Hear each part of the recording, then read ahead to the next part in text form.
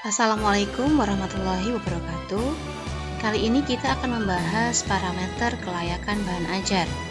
Ada beberapa hal yang perlu diperhatikan ketika mengembangkan bahan ajar, sehingga bahan ajar itu dapat dikatakan memenuhi kriteria kelayakan. Nah, bagaimanakah parameter kelayakan bahan ajar itu? Ikuti penjelasannya sampai akhir. Bahan ajar tidak hanya dikembangkan dan tidak hanya digunakan supaya anak menjadi pintar. Tidak hanya mengejar kepintaran, itu poinnya. Kemudian juga tidak hanya berisi teori, kaidah, rumus, dan sebagainya. Akan tetapi, seyogianya juga mampu menanamkan nilai-nilai kebaikan, baik itu diwujudkan dalam bentuk penyajian materi maupun pemilihan teks atau bacaan yang digunakan. Melalui bahan ajar, kita bisa menanam kebaikan tanpa siswa merasakan sedang digurui, dikoreksi, atau didikte agar melakukan suatu tindakan. Melalui teks atau bacaan yang kita sajikan, kita dapat menanamkan nilai-nilai itu secara tidak langsung, secara halus sekali tanpa mereka sadari. Karena bacaan tidak lain adalah asupan yang akan berdampak kepada baik buruknya kesehatan. Ibarat sedang menanam, biarkan nutrisi itu masuk melalui serabut akar yang halus, kemudian naik ke batang, ranting, dan dicerna dalam dedaunan. Dicerna dalam pikiran, dicerna dalam perasaan. Maka tunggulah beberapa saat kemudian, nutrisi itu akan berubah menjadi bunga yang menawan. Maka jika hanya menyajikan teori, hukum, kaidah, atau rumus-rumus, bahan ajar tak ubahnya sekadar rangkuman padat yang kering makna, kering nutrisi jiwa. Mari kita perhatikan penyajian materi berikut. Sebelum menyajikan bacaan, penulis memberikan gambaran tentang bacaan yang akan disajikan. Kira-kira, hal baik apakah yang disisipkan dalam bagian ini? Judul kegiatan atau subbabnya adalah menelaah pidato persuasif. Mari kita cermati.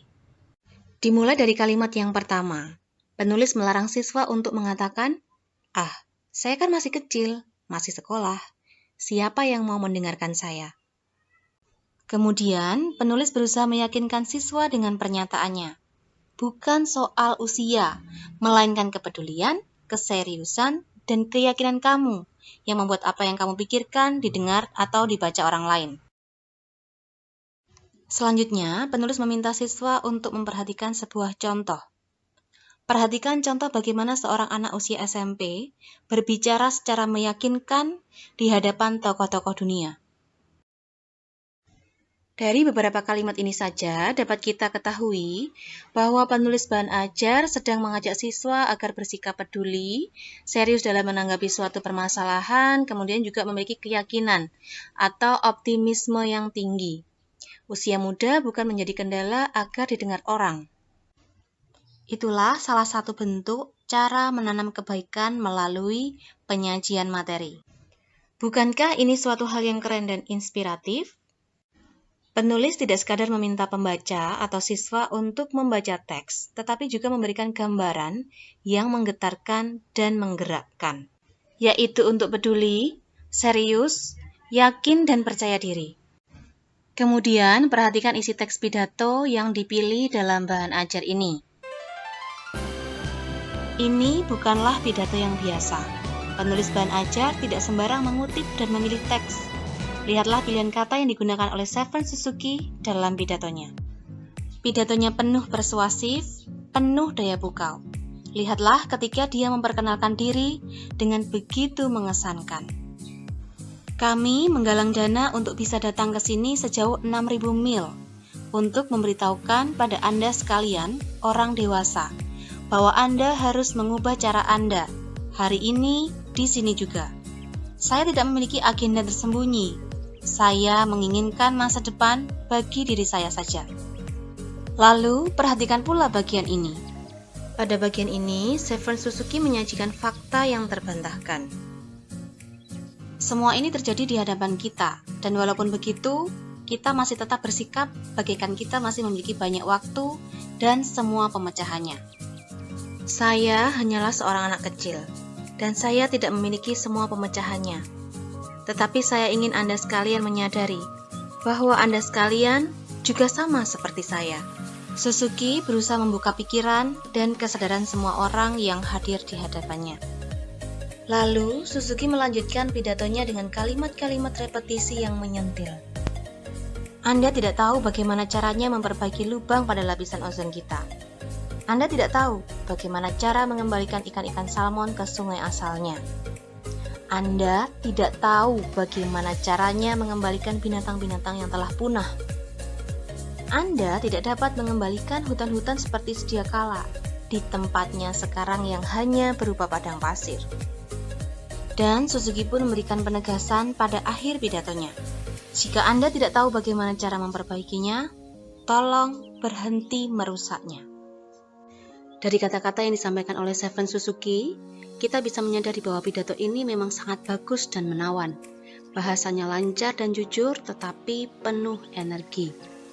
Pidato ini bukan sekadar contoh, tapi juga menampilkan bukti bahwa remaja usia SMP mampu berpendapat dengan memukau di depan banyak orang penting di dunia.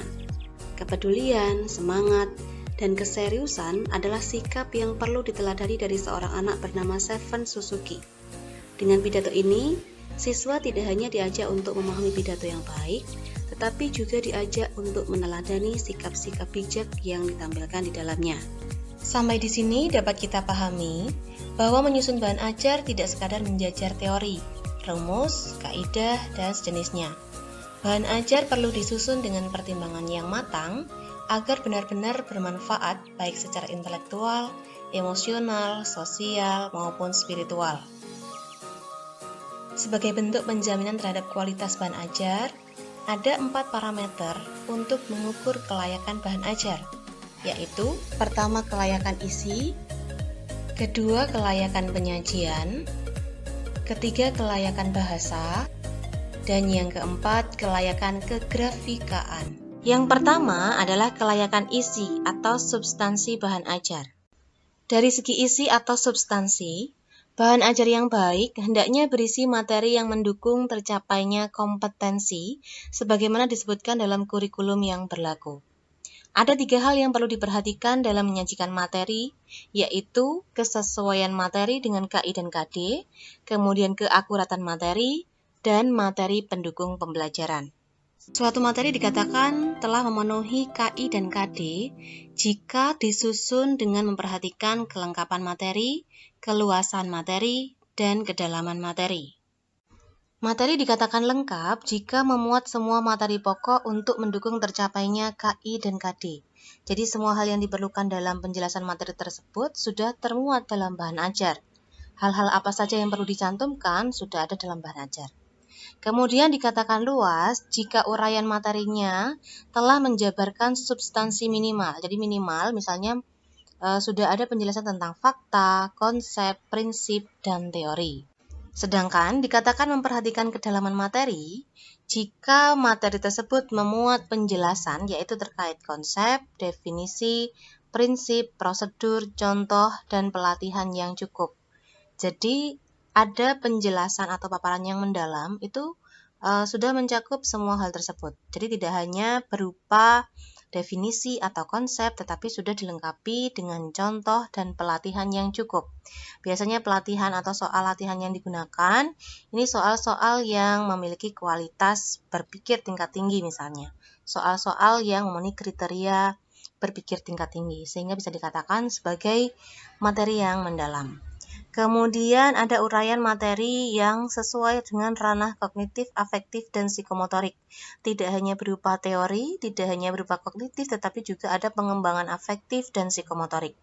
Dan yang terakhir, tingkat kesulitannya sudah sesuai dengan perkembangan kognitif siswa. Keakuratan materi ditunjukkan dengan ketepatan dalam penyampaian konsep, yaitu yang meliputi teori, definisi, dan kaidah kebahasaan, sehingga dapat menghindarkan siswa dari terjadinya miskonsepsi. Selain itu juga perlu memperhatikan ketepatan materi atau bacaan yang digunakan, termasuk pemilihan contoh, ilustrasi, dan latihan soal. Dan yang terakhir perlu memperhatikan ketepatan prosedur. Kemudian untuk materi pendukung pembelajaran, indikatornya adalah harus sesuai dengan perkembangan ilmu dan teknologi. Artinya materi termasuk contoh, latihan, sampai daftar pustaka yang digunakan itu harus sesuai dengan perkembangan ilmu dan teknologi. Kemudian juga memperhatikan kemutahiran wacana, contoh, dan latihan. materi perlu disusun dengan memperhatikan keterkinian atau kemutahiran wacana atau teks. Kemudian contoh-contoh yang disajikan dan latihan soal yang diberikan. Wacana tentang pandemi virus corona tentu lebih mutakhir dibandingkan dengan virus Ebola. Latihan soal yang memenuhi kriteria berpikir tingkat tinggi tentu juga lebih mutakhir dibandingkan soal-soal kebahasaan yang teoritis yang hanya mencakup ranah C1 misalnya. Selanjutnya, perlu memperhatikan kemenarikan materi sehingga mampu mendorong siswa untuk mempelajari materi tersebut lebih jauh lagi. Materi-materi yang menarik minat siswa tentu akan mendorong siswa untuk mencari lebih banyak dan memperoleh informasi lebih lanjut dari berbagai sumber yang lain, misalnya seperti internet, buku, artikel, dan lain-lain. Kemudian, materi juga perlu dilengkapi dengan materi pengayaan. Bisa dengan menyajikan uraian, contoh, atau soal-soal pengayaan yang berkaitan dengan topik yang dibahas, sehingga materinya bisa lebih luas dan mendalam daripada yang ditentukan dalam KD. Dan yang terakhir, bahan ajar perlu dilengkapi dengan materi-materi yang mampu melatih kecakapan hidup siswa. Selanjutnya yang kedua adalah kelayakan penyajian. Bahan ajar dikatakan layak untuk diimplementasikan dalam pembelajaran jika penyajiannya memperhatikan teknik yang tepat, kemudian juga penyajian pembelajaran, dan kelengkapan penyajian. Dari segi teknik penyajian, ada beberapa hal yang perlu diperhatikan. Misalnya, bagian antar bab disajikan secara konsisten. Kemudian yang kedua, setiap bab disajikan secara seimbang atau proporsional. Biasanya ini tampak pada jumlah halaman yang disajikan. Antar babnya memiliki jumlah halaman yang lebih kurang sama. Kemudian yang ketiga, konsep disajikan secara runtut, misalnya dari yang mudah ke yang sulit, atau dari yang sederhana ke yang kompleks. Dan yang terakhir, jika menggunakan ilustrasi, maka ilustrasi yang digunakan tersebut sesuai dengan materi dalam bab. Kalau materinya tentang teks fabel, maka ilustrasinya juga berkaitan dengan teks fabel, dan seterusnya. Selanjutnya, untuk penyajian pembelajaran perlu memperhatikan hal-hal berikut. Pertama, pembelajaran perlu dipusatkan kepada siswa. Artinya, materi pembelajaran harus mengeksplorasi adanya kegiatan yang interaktif dan partisipasif pada siswa. Misalnya dengan melibatkan siswa dalam kegiatan diskusi, tanya jawab, berkelompok, dan sebagainya. Yang kedua, materi diarahkan untuk pengembangan keterampilan proses. Artinya ada penekanan dalam berpikir dan psikomotorik. Siswa diajak untuk mengamati, mengidentifikasi, baru kemudian menyimpulkan. Jadi siswa tidak disuapi teori, tetapi diajak untuk berpikir. Ada proses membangun pengetahuan. Yang ketiga, pembelajaran yang tercermin dalam materi ajar harus mampu mengembangkan kegiatan berpikir kritis, kreatif, dan inovatif. Yang keempat berkaitan dengan variasi metode penyajian, baik itu yang berkaitan dengan penyajian alur berpikir, yaitu deduktif-induktif, atau mungkin variasi ilustrasi yang digunakan, menggunakan gambar, divariasikan grafik, kemudian tabel, dan lain-lain. Dan yang terakhir perlu memperhatikan kode etik dan hak cipta. Jika mengutip teks, gambar, atau apapun yang bukan karya atau produk sendiri, maka perlu mencantumkan sumbernya. Kemudian untuk kelengkapan penyajian perlu memperhatikan hal-hal berikut. Apa saja yang perlu disajikan dalam bahan ajar? Ada beberapa bagian penting yang perlu dicantumkan dalam bahan ajar. Di sini disebutkan bagian-bagian yang perlu dicantumkan dalam bahan ajar cetak, sedangkan untuk audio dan audiovisual bisa menyesuaikan. Bahan ajar memiliki 3 bagian, yaitu bagian pendahulu, bagian isi, dan bagian penyudah. Bagian pendahulu paling tidak berisi prakata, petunjuk penggunaan, dan daftar isi. Bisa dikembangkan lebih banyak lagi. Kemudian bagian isi memuat materi sesuai dengan KD atau indikator yang telah disusun secara urut yang dilengkapi dengan gambar, ilustrasi, rujukan teks atau gambar yang disebut secara langsung. Jadi ini bukan daftar rujukan atau bukan daftar pustaka, tetapi rujukan yang disebut langsung, biasanya diletakkan di bawah teks atau gambar. Kemudian dilengkapi juga dengan rangkuman, soal latihan yang bervariasi dan bergradasi, serta refleksi pembelajaran. Soal yang bervariasi itu artinya ada variasi, ada macam-macam kriteria soal. Kalau yang bergradasi itu memiliki tingkat kesulitan yang berbeda.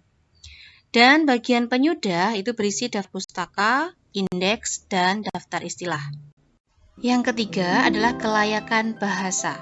Dalam hal kelayakan bahasa, ada 3 indikator yang harus diperhatikan, yaitu kesesuaian bahasa dengan tingkat perkembangan siswa, kemudian kekomunikatifan bahasa, serta keruntutan dan keterpaduan alur berpikir. Dari segi kesesuaian bahasa dengan tingkat perkembangan siswa, setidaknya ada 2 hal yang perlu diperhatikan. Bahasa yang digunakan harus sesuai dengan perkembangan intelektual siswa, yang secara imajinatif dapat dibayangkan siswa. Artinya atau maknanya bisa dipahami dan dibayangkan oleh siswa. Setiap penggunaan kata, frasa, atau suatu istilah perlu dipastikan dapat dipahami oleh siswa secara umum. Jika tampaknya menyulitkan, perlu diganti dengan istilah yang lebih populer.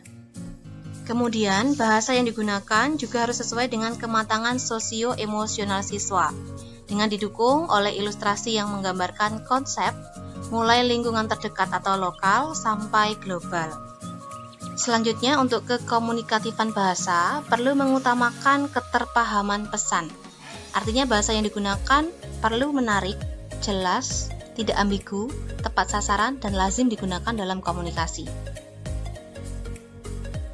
Selain itu juga tetap harus memperhatikan ketepatan tata bahasa dan ejaan bahasa Indonesia.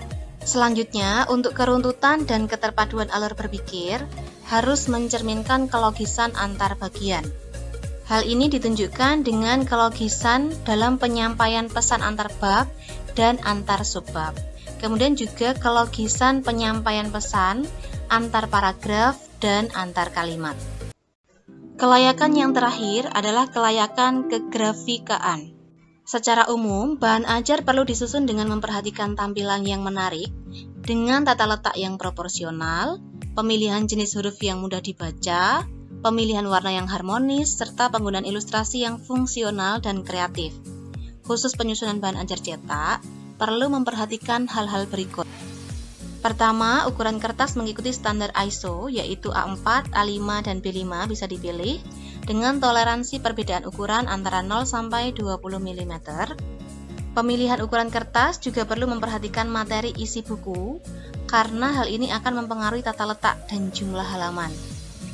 Memperhatikan tata letak yang proporsional dan harmonis, baik dalam penataan elemen warna, ilustrasi maupun tipografi.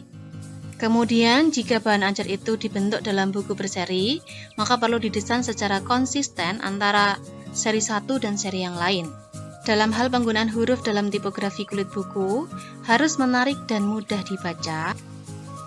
Masih tentang penggunaan huruf, tidak perlu menggunakan variasi huruf yang terlalu banyak. Boleh ada variasi, tetapi tidak perlu terlalu banyak. Selanjutnya, tidak perlu menggunakan huruf hias, karena akan menyulitkan siswa dalam memahami teks. Kemudian, bidang cetak dan marginnya proporsional. Dan jika menggunakan ilustrasi, maka penggunaan bentuk, warna, ukuran, dan proporsi objek harus sesuai dengan realita agar tidak terjadi salah tafsir. Demikian penjelasan tentang parameter kelayakan bahan ajar. Terima kasih, semoga bermanfaat.